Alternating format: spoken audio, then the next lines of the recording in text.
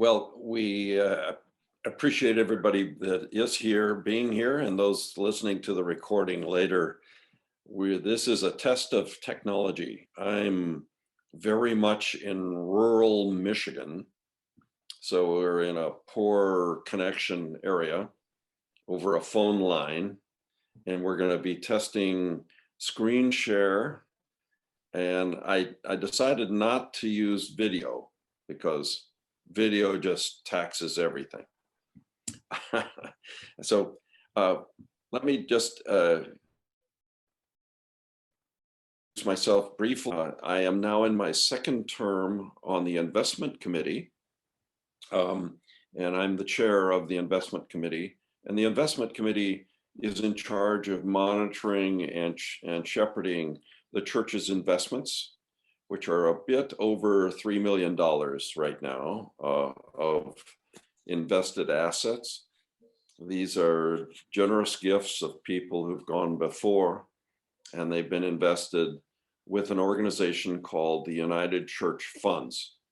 And I and other members of the investment committee, you'll probably recognize some of the investment committee. It's Mel Boynton, myself, Ruth Abel, Bill Dobb, Michael Lampkin, Susan Allen, and Jeff Stark. So the six of us are usually joined by one of the pastors, typically Jacob, also by the treasurer, Jack Mills, and by our wonderful financial manager, Jocelyn Balking. They are all solid contributors. And an unusual part about the investment committee is that we meet quarterly. We don't meet every month, because we meet when the statements come out from our investment house, which is called United Church Funds. And today's session is to try and make clear for people who are curious, who is this United Church Funds outfit? And so I've put together a little PowerPoint about the United Church Funds. And also we're going to wrap up with a little presentation on our Legacy Society. That's people who are making plans after they're gone, when they've taken care of their family and maybe their college or whatever else they have in their will, that they also make a provision for the church.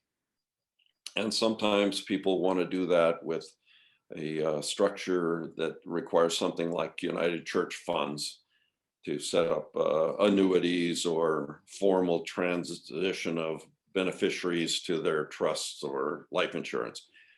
And so we'll talk briefly about that as well. So I'm going to go to my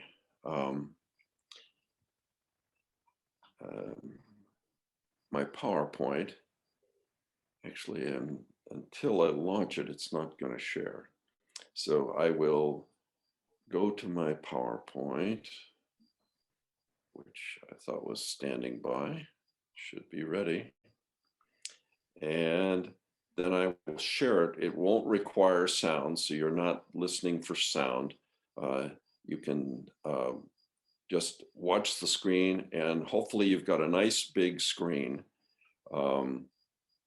that will give you a good view. Some of the text, I've tried to make the text legible size, but when I put this up, I'd like you to give me a thumbs up or some audible indication that you're seeing my screen share. Getting rid of excess screens on my computer. And here we go with the screen share. Good morning, Donna. I see you've joined us.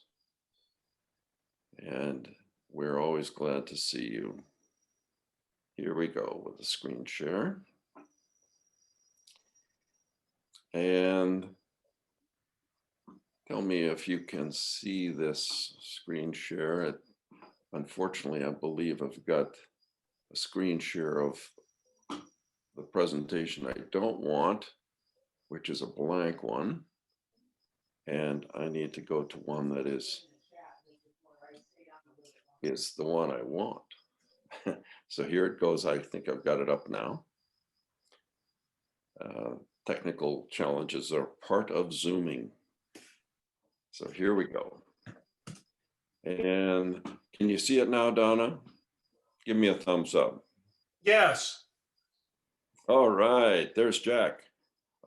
Jack Mills is our treasurer, and he's one of our regular participants at the investment committee meetings. So thanks for joining us, Jack. And correct me if I get anything wrong today, okay? Okay. So let me get these screen advances going. Now, you know, if you correct a volunteer, it means you're signing up to do it. So I'll be pretty reticent. Okay. So we're going to have two parts. Why UCF, United Church Funds, is different from a typical investment company, and a little quick review of where our investments are with United Church Funds. And then our second part is our legacy society. Basically how we can facilitate anyone who would like to help with a planned gift. And particularly we focus on our church as a planned recipient of your planned gift. But let's start with United Church Funds. And this is from their website. I encourage you to check their website anytime you like. It's ucfunds.org. And it's a very good website. It has a lot of resources. You can see the second bullet. They are the biggest provider of investment management for churches. So they're pretty big. They manage over $1 billion. That's, you know, over $1,000 million.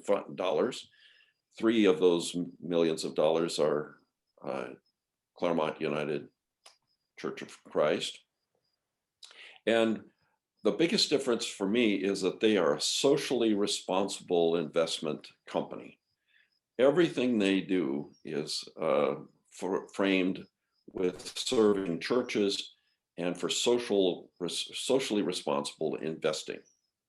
And so it's not that you can't get social responsibility investing from your regular broker, but this is their tried and true main focus. And they work with a lot of churches. Unfortunately, you cannot get them as an individual account holder. They can help you with planned gifts, but the churches and faith organizations are their main customers. You can't go and open an individual account with them. So this is from their latest quarterly presentation. They call them town halls. And this recounts some of the mission of United Church Funds. We talked about they're over 100 years old.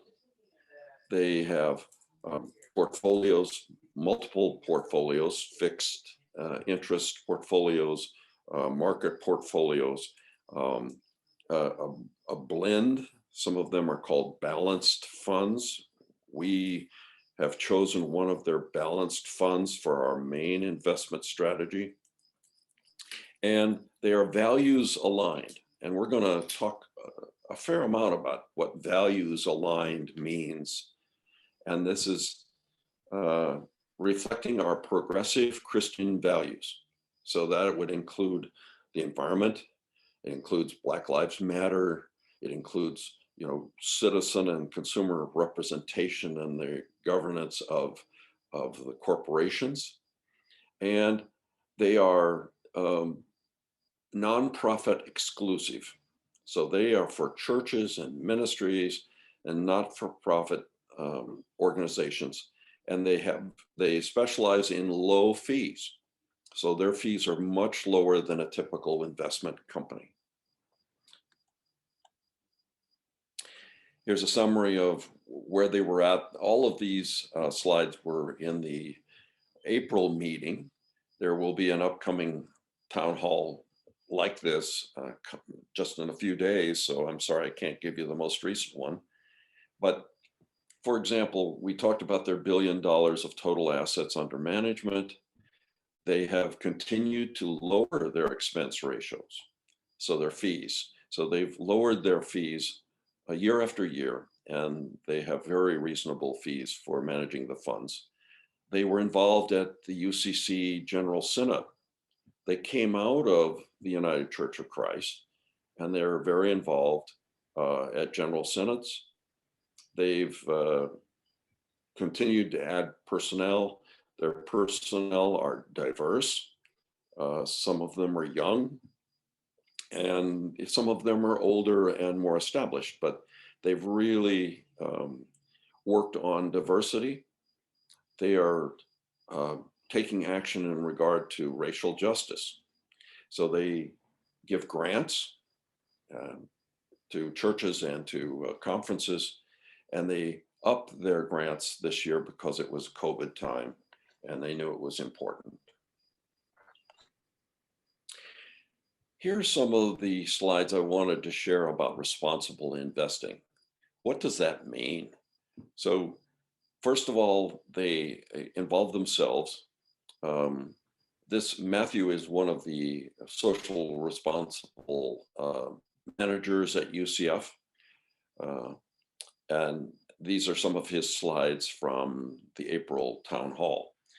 Racial equity is a big one this year. So joining or authoring racial justice resolutions to take to proxy meetings when a corporation meets annually, they consider statements made on behalf of stockholders for social justice issues that are brought forward. So some corporations are trying to do better on the climate. Some are doing better with regard to sexual harassment or human rights or more transparent governance. So you can see that diversity and racial justice was the biggest subject of the proxy statements that they joined.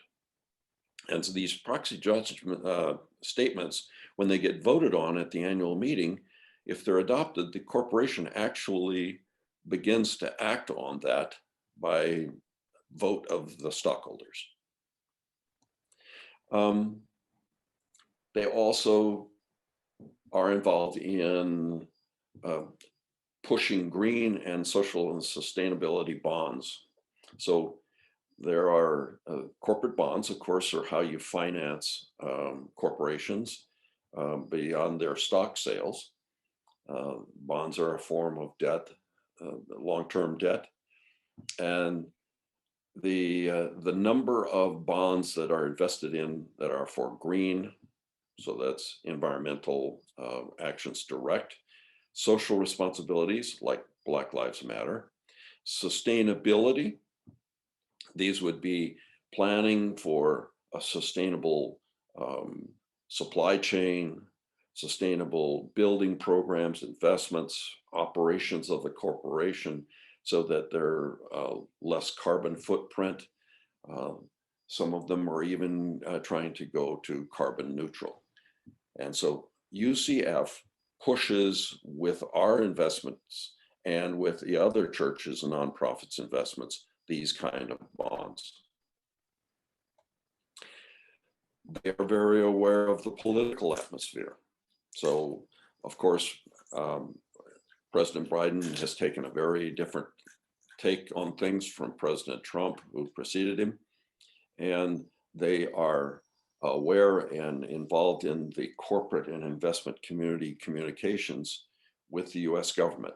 So when it is toward our goals and our values, they take action and lobby, joining other progressive organizations. Here are some of the zero gains. This is some of the investments that they're considering, and they give you the stats here. Almost 130 companies now have net zero commitments.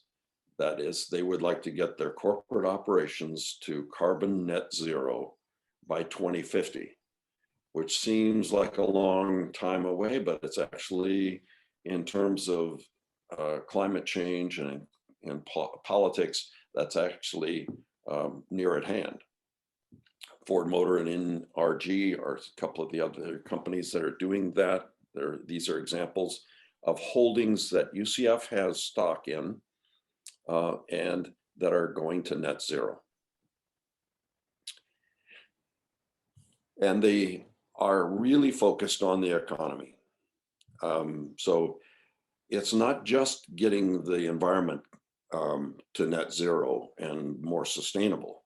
It's also the impact on inequality and on racial justice. Of course, we know that the least among us suffer the most when the environment is going badly. So they're very aware of that and participate and report on that to basically their investors. And that would be we, the churches who have accounts with them. This fine print, I apologize. I tried to figure out a way to get this to larger print, but basically the light green lines that go horizontally are funds that are managed by the United Church funds, and and then the white lines are the comparable market funds that they track to measure their progress in that sector. So basically, quickly running down the list here, the total equity is both domestic, international, and small cap. And you'll see that about in the middle of all those numbers on the right is a 1 year, 3 years, 5 years kind of measure. So just to read that top line, total equity fund, their performance was 1 year was 60%. It's been an extraordinary year for the market. 3 years is about just under 12, and 5 years is 13. And then if you want to go farther, sometimes they have 10 years. If you move down the funds, there's conservative balanced fund. That would be some fixed equity, some speculative or stock equity. So often churches choose, as we choose, a balanced fund that has investments in equities, mostly corporate stock, and also in fixed income, things like treasury bills and bonds. So those are, if you keep moving down the list, moderate balanced fund, that was the fund we were in for many, many years. And just last year, you may recall, we moved to beyond fossil fuels balanced fund. So that was very similar to moderate balance, but it gets us out of fossil fuel related investments. So no more gas, no more oil, no more pipelines, no more oil and gas shipping. So you can see, so it's the next to the bottom green line, and I'll just read the numbers to you in case you can't see them. The 1 year performance of Beyond Fossil Fuels Balanced Fund is 34.59, just let's call it 34.5, 1 year percent return. And that compares very fine with the moderate balanced fund we used to be in, which is 35.25. So just a shade of a point less return in the Beyond Fossil Fuels Balanced Fund. So over 90% of our investments with United Church funds is in this Beyond Fossil Fuel Balanced Fund. And that fund has about 70% equities and about 30% in fixed income or cash equivalent as it's being transitioned from one investment to another. The other ones are aggressive balanced fund, which tends to perform better in good times and more poorly in bad times, and the alternatives balanced fund. which is another a little more broadly balanced fund that's similar to Beyond Fossil Fuels, but it has a lot more diversity in terms of alternatives, and it's a novel fund. It doesn't perform quite as well in the current market. Okay, investment performance. These are the other funds that they hold that we take a share of. So for example, in the very middle, Beyond Fossil Fuels Fund, this is the equity portion of the Beyond Fossil Fuels Balanced Fund. So the Balanced Fund has some equity and about 30% fixed income. So the equity part of this, the corporate stock part, is in the Beyond Fossil Fuels Fund, as well as a fixed income fund. And you marry those two with about 70% on the fossil fuels fund and 30% on fixed income, and you get a Beyond Fossil Fuels Balanced Fund. And that's what we have. So we've been through a rough patch. It's been in the middle of a big COVID epidemic. And so lots of things are taking a hit. It's hard to read these lines, but you can sure see the graphs. We took a big dive in March of 20, and we've been on various paths of recovery. So that top line, the squiggling in the positive area, was mortgage applications, but almost everything else has been in negative territory for the last, year, I would say, for this graph. And that included consumer debt and credit transactions, hotels, travel, dining, and traveling expenses. So all those industries kind of got parked on the sidelines for COVID, and they're very aware of that. We've also had tracking of the economic recovery, and so they're tracking the budget, where the debt is being held, and where does that present opportunities or burdens for investing. So if you're invested in treasury bills, you want to know what the US Treasury is doing with their debt. If you're investing in the corporate sector, you want to know where is the new stimulus spending going to occur. And you can see that the debt has been on the rise. That lower right-hand curve is the change of debt over time. And then there's a forecast of our budget deficit, which investment firms and investors should be aware of. And this is one that really speaks to my heart: income inequality. As the rich get richer and the poor suffer more, we as people of faith, our hearts ache. And I think God cries, and Christ would tell us, we need to care for the least among us. And so as investors, it's a strange paradox for me that we can use parts of capitalism to actually help this situation get better. We can invest in stocks and bonds that actually are reaching out to help people to make a more sustainable world, to promote alternative energies and more efficient housing and heating and cooling and transportation and electric cars and technologies that can help address inequality and make life better and more affordable and sustainable for the least among us. And here is some specifics of our investments. This is our fixed income portion. I was telling you we've got about 30% fixed income. You can see the performance there, and there's a list that's very hard to read, but it shows some of the top holdings of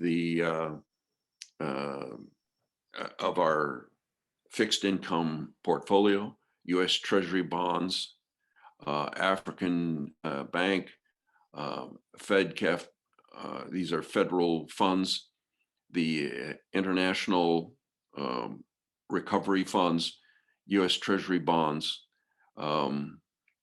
Central American Bank, European Bank.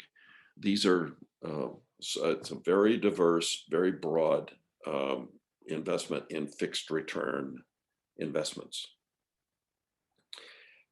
Our biggest stake is we are making a statement of our faith that this Beyond Fossil Fuels balanced fund, remember it's equity and fixed income, is trying to achieve a decent return while paying attention to the values behind investment.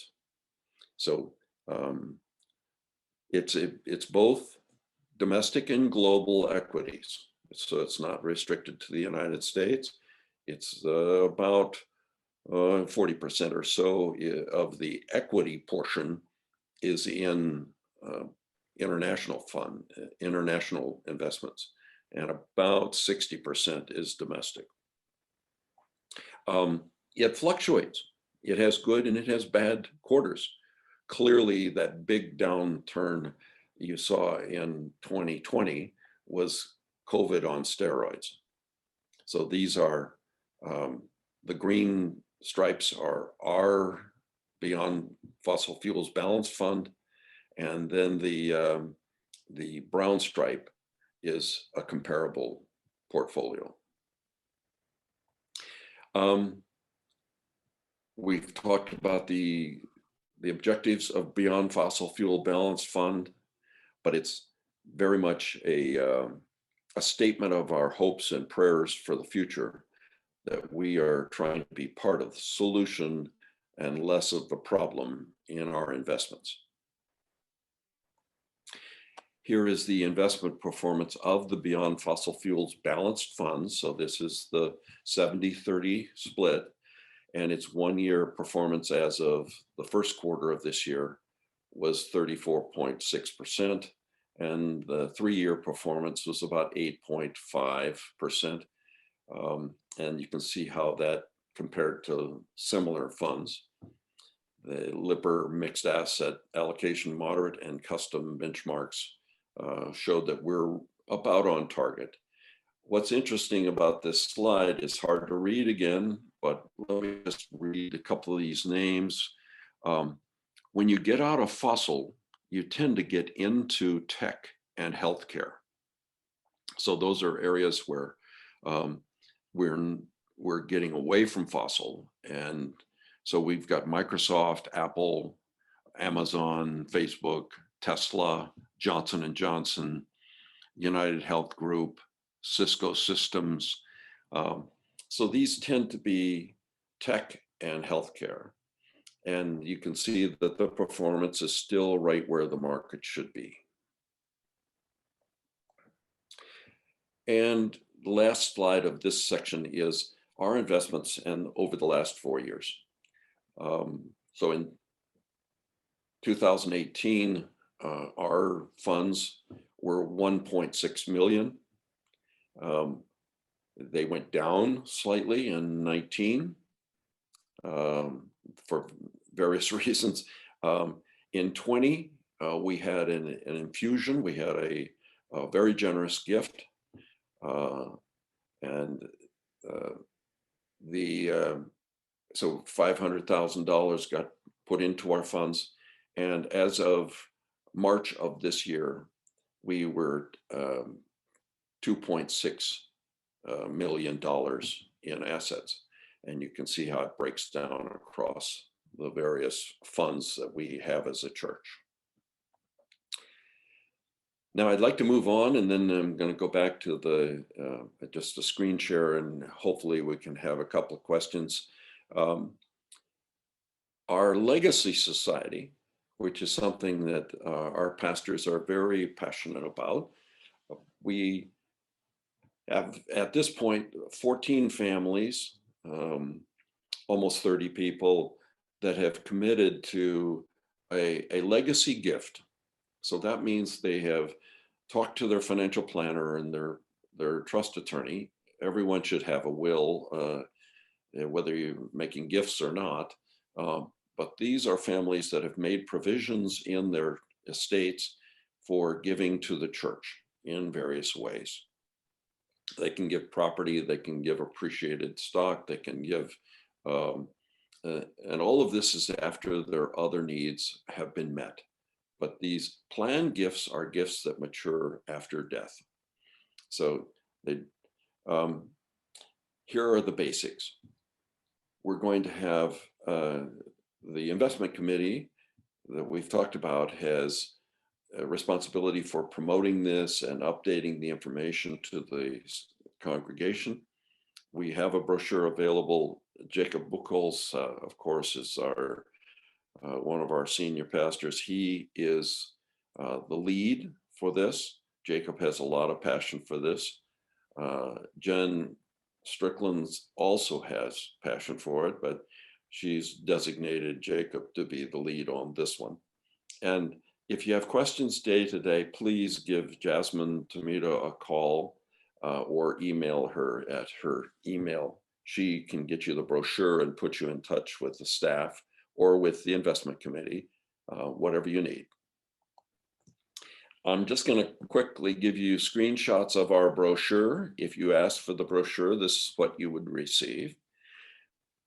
It's got pretty pictures and some sort of faith-based reasons, quotes from Corinthians. This is the, there's so many reasons to remember the church in your financial planning. It sort of extends your giving and your participation in the church's missions after you're gone. And so I think it's, and all the regular questions, may you designate the purpose for your gift? Of course. Who manages the gifts? Well, we're talking about that right now. We have a United Church Funds. Who prepares the necessary documents? You should do that with your attorney. And you can also do that with United Church Funds. They have an office for helping people with planned gifts. And members of the Legacy Society are identified periodically if they'd like to be. They don't have to be, but so far we have used names to help inspire others. It's easy to join. You don't even have to do legal steps. If you just state your intention to include the church in your will, they're not going to hold you to signing a particular form. And there's a little bit of financial planning advice here. Do you need an estate plan? I personally didn't want to do this when I was young, and I had a friend who sort of forced me to. And it was less than 3 months later, my first wife died. So you just, at any age, you should be making provisions for your future. And if you want to include the church, that's a lovely thing, and we ask you to consider it. But I'd say take care of your loved ones first, and then consider whether you want to include the church in your planning. And there's another big one. Do you have to be rich to do this? No, even people with no assets should have a will and a plan, and there's no minimum gift for planned gifts at all. If you want to give a few $100s or a few $1,000 or more, it's any size gift is very possible. And do you have to disclose how much you plan to give? No, of course not. That's your private matter. If you want to tell Jacob or someone that what you're considering, that's fine, but you don't have to at all. And then lots of faith-based reasons for giving. We all can do it. It keeps your participation going after you've left the earthly life, and it demonstrates your love for the least among us and our church mission. And finally, the steps that are necessary to be part of the Plan Giving Legacy Society. Do this with your own financial advisors and attorney. If you need help with that, we can refer you to some local ones.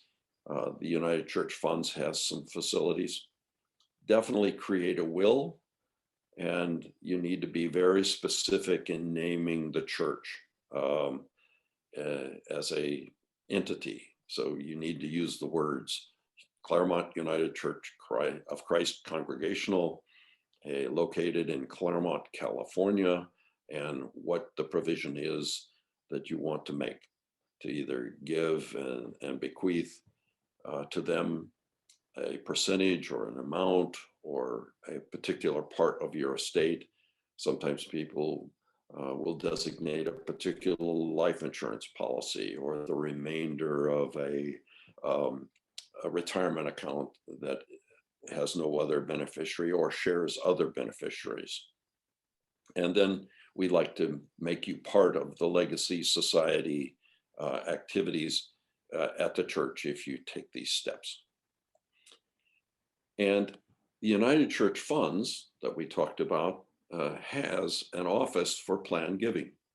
And so they remind us what plan gifts are, the other ways you can plan, and it reminder that it doesn't take a lot of money to be a plan giver.